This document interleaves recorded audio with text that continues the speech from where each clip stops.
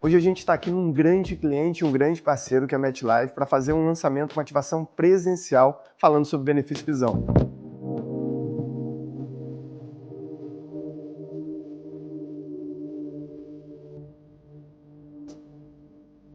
Hoje, ver é um privilégio que não deveria ser, e a gente vai levar isso para o Brasil inteiro, e agora para esses outros países que a gente começou a atuar. Eu conto com vocês principalmente por serem uma empresa muito inovadora, que entrega isso para o cliente final.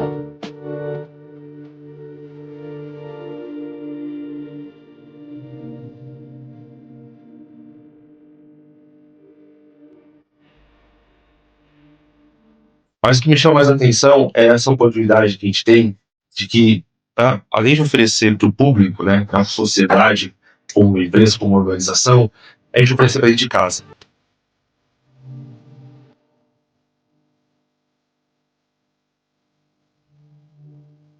Obrigado, parabéns, valeu.